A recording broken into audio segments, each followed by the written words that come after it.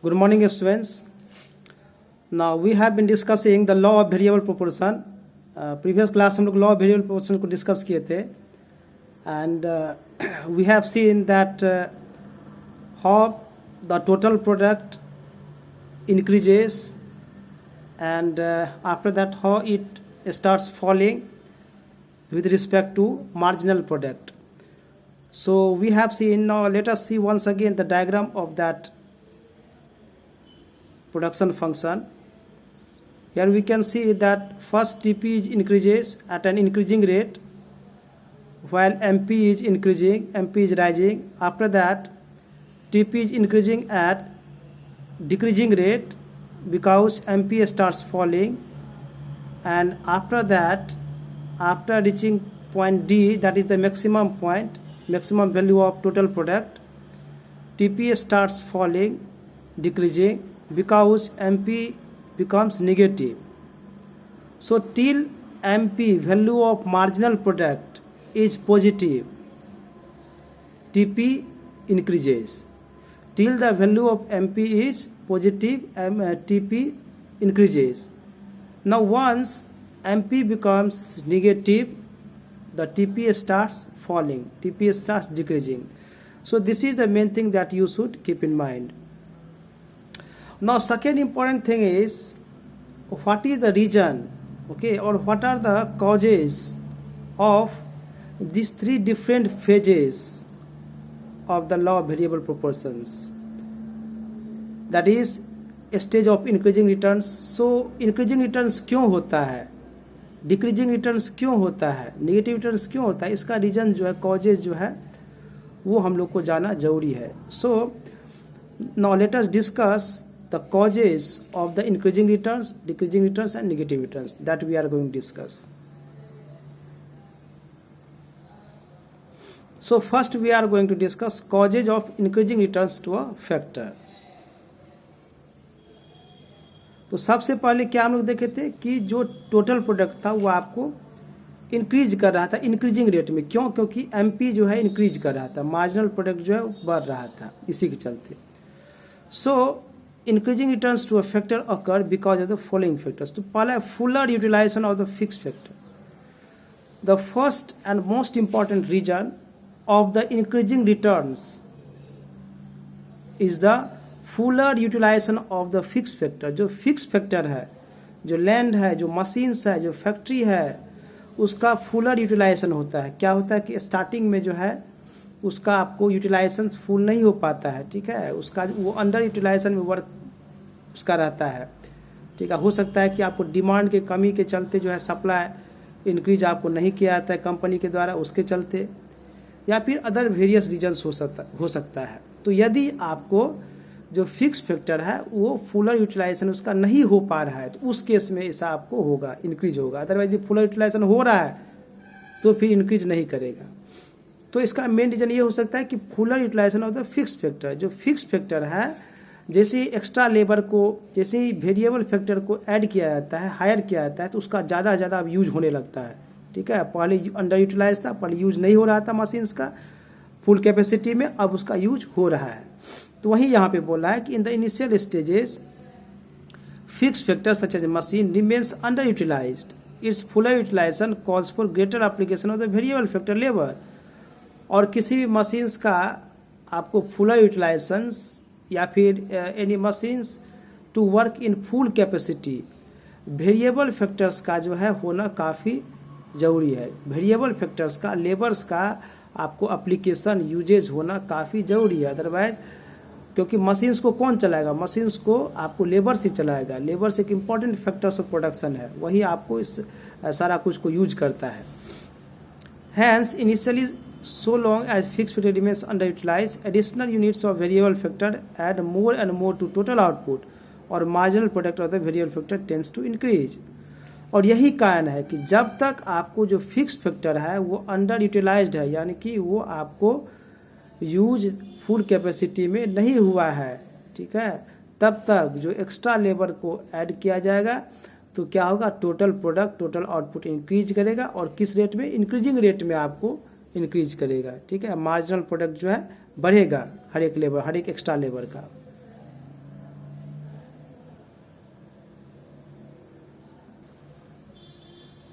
Now second है division of labor and increase in efficiency. Division of labor and increase in efficiency, ये second कारण है. अब division of labour का मतलब क्या होता है? Division of labour, no division of labour का मतलब हुआ कि वर्क का डिवीजन होना. जो काम किया जाता है फैक्ट्री में, किसी फर्म में, उसको डिवाइड कर लेना, वर्क को डिवाइड कर लेना, डिवीजन ऑफ लेबर का है. तो लेबर का मतलब यहाँ पे वर्क हुआ, ठीक है. तो डिवीजन ऑफ लेबर में क्या होता है? वर्क को डिवाइड कर दिया according to efficiency, according to the skills. अब अलग अलग जो लेबर्स आ रहा है, सबके पास कुछ ना कुछ स्किल्स होगा. तो जो जिस वर्क में एफिशिएंट है, जो लेबर जिस वर्क में स्किलफुल है, उसको वही वर्क दिया जाएगा, ताकि वो वर्क को बेटर तरीका से कर सकता है, ठीक है. वो ज़्यादा जो आपको अपना कंट्रीब्यूशन ज़्यादा से ज़्यादा दे सकता है, क्योंकि वो स्किल है उस लेबर, उस वर्क में, उस. तो इसको लोग बोलते हैं डिवीजन ऑफ लेबर. तो डिवीजन ऑफ लेबर में क्या आता है? Work is divided into different labours, इसको डिवाइड कर दिया जाता है. एंड इंक्रीज इन एफिशिएंसी, और उसके चलते क्या होता है? एफिशिएंसी इंक्रीज हो जाता है, क्योंकि हम पहले बताएं कि जो लेबर जिस वर्क में आपको एफिशिएंट है, स्किलफुल है, उसको वही वर्क दिया जाएगा, ठीक है. सो additional application of the variable factor involves process based division of labour. Specialized workers may be used for different process of production. This increase efficiency or productivity of the variable factor. Accordingly, marginal product tends to rise. और इसी के चलते marginal product आपको increase होता है. देखो, अब कोई एक लेबर जो है वही सारा काम करेगा, जितना भी वर्क किसी फैक्ट्री में यदि कोई गुड्स बन रहा है, तो एक ही लेबर जो है सारा काम कर रहा है. और दूसरा केस क्या है? जो वर्क है उसको डिवाइड कर लेगा, कुछ पार्ट जो है कोई और करेगा, कुछ पार्ट कोई और करेगा. तो क्या होगा? आपको वर्क भी फास्ट होगा, जो आउटपुट होगा वो भी ज़्यादा आएगा. तो डिवीजन ऑफ लेबर का ये बेनिफिट्स है कि ये ज़्यादा यहाँ पे एफिशिएंसी आ जाता है, यानी कि कम टाइम में ज़्यादा ज़्यादा आउटपुट को प्रोड्यूस किया जाता है, ठीक है. डिवीजन ऑफ लेबर के केस में यदि एक ही लेबर सब कुछ करेगा, सभी वर्क करेगा, तो वो आपको एफिशिएंट नहीं होता है, क्योंकि सब आदमी सभी वर्क में आपको स्किलफुल नहीं होता है, सभी वर्क में एफिशिएंट नहीं होता है, एक्सपर्ट नहीं होता है. तो इसीलिए डिवीजन ऑफ लेबर का होना काफ़ी इंपॉर्टेंट है. और एडम स्मिथ का जो बुक था आपको वेल्थ ऑफ नेशन, उसमें भी डिवीजन ऑफ लेबर पे काफ़ी आपको बताया गया है कि डिवीजन ऑफ लेबर का कितना इंपॉर्टेंट वर्क होता है, आपको कितना इंपॉर्टेंट इसका वैल्यू है आपको किसी भी फर्म में, किसी भी इंडस्ट्रीज में. तो division of labour increase in efficiency is the second most important reason of the increasing returns.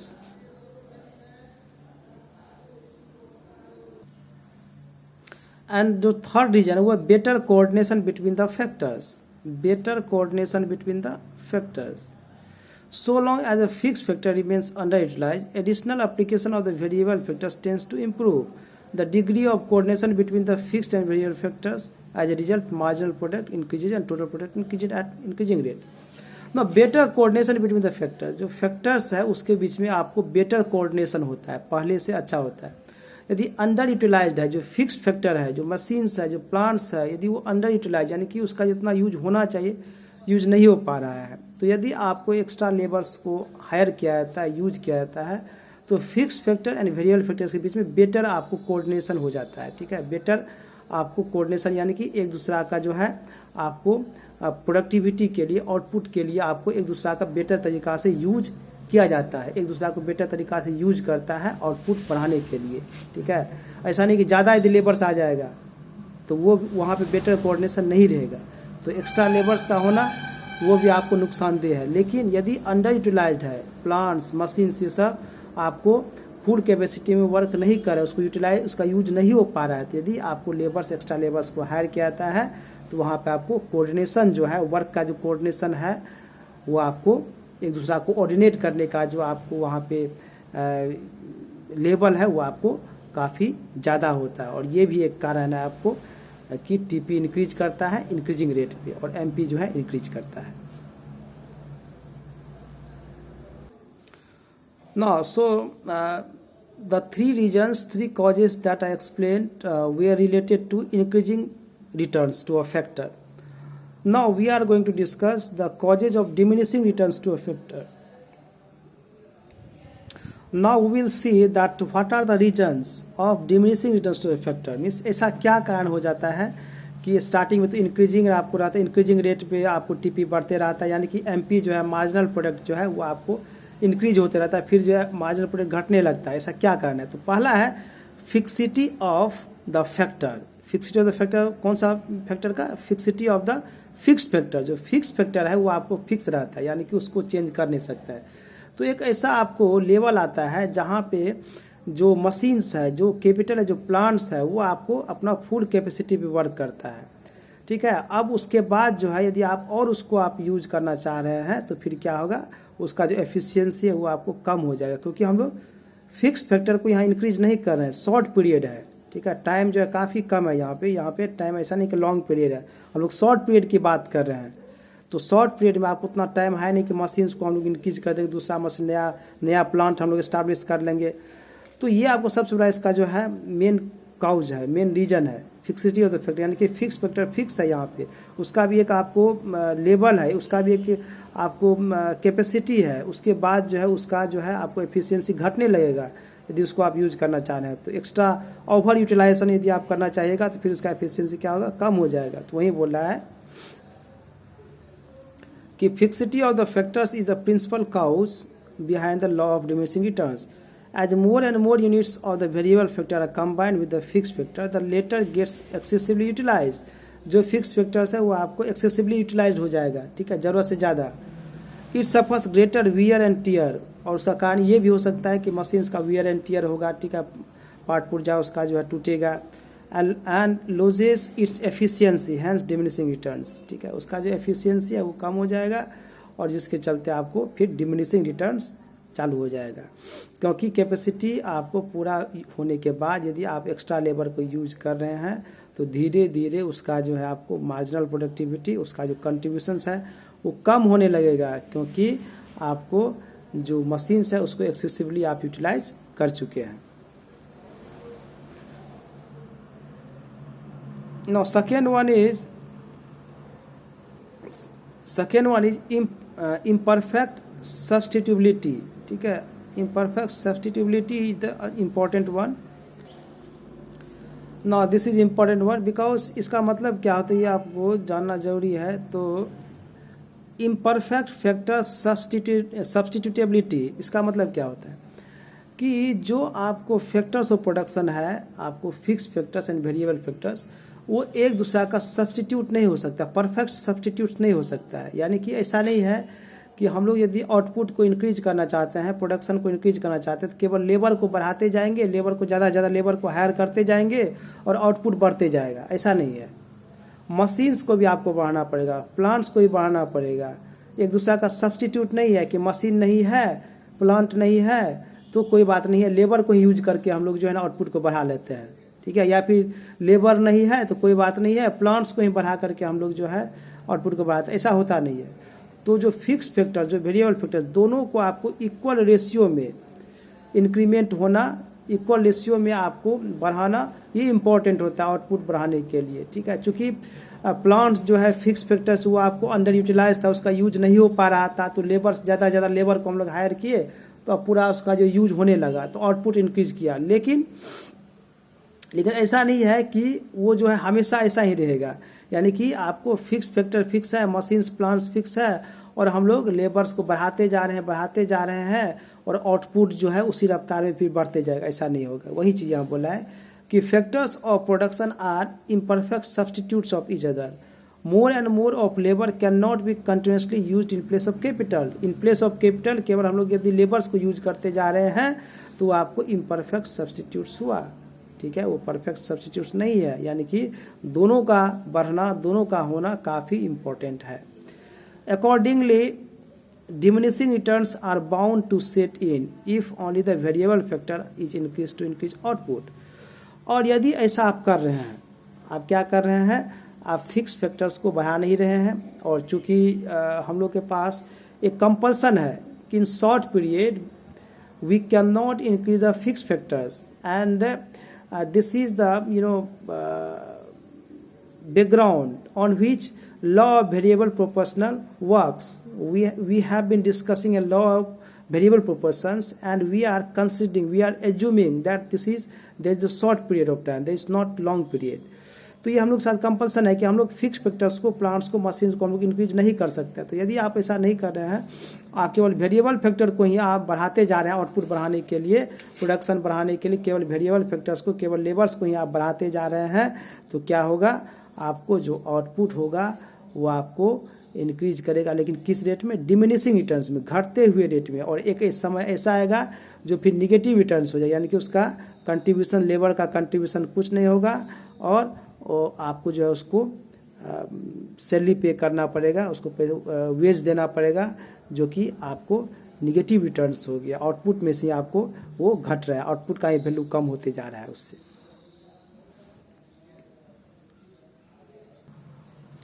So now third reason is poor coordination between the factors.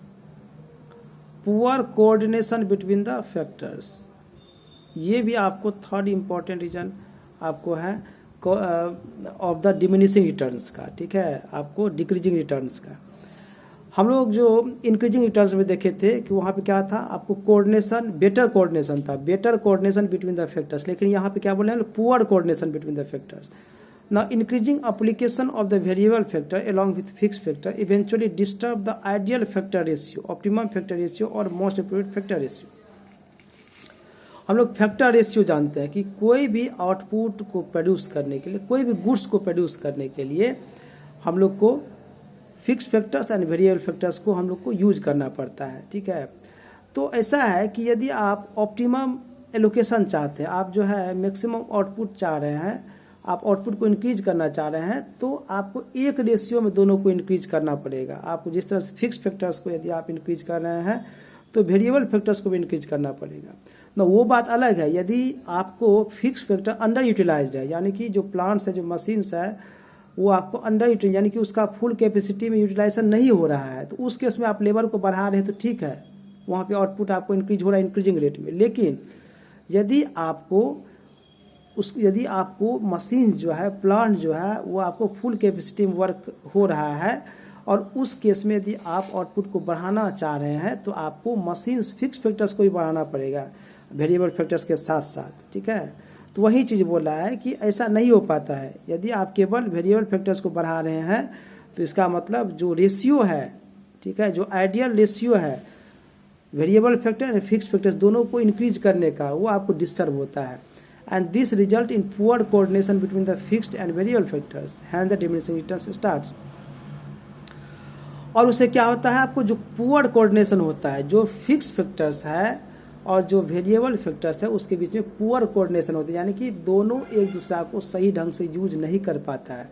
मान लीजिए कि मशीन्स कम है और लेबर ज़्यादा है, 5 मशीन्स है और वहाँ पे 5 लेबर का ही ज़रूरत है, लेकिन 5 मशीन्स पे आपको जो है 20 लेबर्स वर्क कर रहा है, तो क्या होगा, काम डिस्टर्ब होगा। जो आपको कोऑर्डिनेशन होगा मशीन्स को यूज करने का, जो आपको कोऑर्डिनेशन होगा वो आपको सही नहीं होगा, ठीक है, उसमें जो है वर्क और डिस्टर्ब ही होगा, जिसके चलते एफिशिएंसी जो है वो कम हो जाएगा, ठीक है। सही ढंग से लेबर्स जो है, चूँकि वो लेबर एक्स्ट्रा लेबर्स है, उसका यूज ही नहीं है, ठीक है, और उसका यूज ही नहीं है, तो फिर मशीन को यूज ही नहीं कर पाएगा। तो यदि मशीन को यूज नहीं कर पाएगा तो वहाँ क्या हो गया, पुअर कोऑर्डिनेशन हुआ। यदि यूज कर पाता तो आपको बेटर कोऑर्डिनेशन होता है। तो इसीलिए यहाँ पर बुलाते हैं poor coordination between the factors, और poor coordination between the factors, this is also one of the main reason of the diminishing returns, ठीक है। तो ये सब डिमिनिशिंग रिटर्न्स की बात हम लोग किए। अब तीसरा है निगेटिव रिटर्न्स। निगेटिव रिटर्न्स कब होगा, जब आप डिमिनिशिंग रिटर्न्स को भी पार कर जाएंगे तो निगेटिव रिटर्न्स होगा, यानी कि आपको एक समय तक आपको आएगा जब तक एमपी आपको 0 हो जाएगा, यानी कि आप जब एक्स्ट्रा लेबर को, एक्स्ट्रा वेरिएबल फैक्टर को आप यूज कर रहे हैं, तो उसका कंट्रीब्यूशन 0 है, यानी कि कोई भी गुड्स को प्रोड्यूस नहीं कर रहा है, यानी कि टोटल आउटपुट जो है वो आपको बढ़ नहीं रहा है, जितना था उतना ही है। वहाँ तक तो ठीक है, वहाँ तक तो आप टॉलरेट कर सकते हैं, लेकिन अब फिर जो आपको एक्स्ट्रा लेबर आ रहा है उसका कंट्रीब्यूशन तो 0 कुछ भी नहीं है, लेकिन और क्या हुआ, जो टोटल प्रोडक्टिविटी है वो आपको और घटने ही लगा, आपको और कम ही होने लगा, एफिशिएंसी और कम हो गया आपको, और बदले में आपको जो है आपको वेज देना पड़ रहा है, आपको सैलरी देना पड़ रहा है। तो उससे क्या हो रहा है, जो टोटल आउटपुट है, जो टोटल प्रोडक्ट है, वो आपको घटने लगेगा, ठीक है। तो वहाँ पे उसको हम लोग बोलते हैं निगेटिव रिटर्न्स, ठीक है। यानी कि अब जो रिटर्न जो है वो आपको निगेटिव आने लगा है, ठीक है। तो शॉर्ट पीरियड में क्या हो गया, आपको हम लोग 3 चीज़ देखे, increasing returns, diminishing returns and negative returns. यहाँ पे हम लोग तीनों का हम लोग यहाँ पे डिस्कशन किए, तीनों का हम लोग चर्चा किया। आई होप कि आपको ये समझ में आ गया होगा इसके बारे में कि क्या रीज़न है आपको इंक्रीजिंग रिटर्न्स का, डिमिनिशिंग रिटर्न्स का एंड इंक्रीजिंग रिटर्न्स का। So this is all about the law of variable proportions. हम लोग नेक्स्ट क्लास में जो है नेक्स्ट टॉपिक डिस्कस करेंगे। उसके बाद कॉस्ट, रेवेन्यू, ये सब टॉपिक भी बचा हुआ है, उसको हम लोग डिस्कस करेंगे। If you have any type of doubts, कुछ भी आपको कन्फ्यूजन है, प्रॉब्लम है, तो आप हमको क्वेश्चंस पूछेंगे आपको व्हाट्सएप ग्रुप में, इकोनॉमिक्स ग्रुप में। So this is all about today's class. Thank you.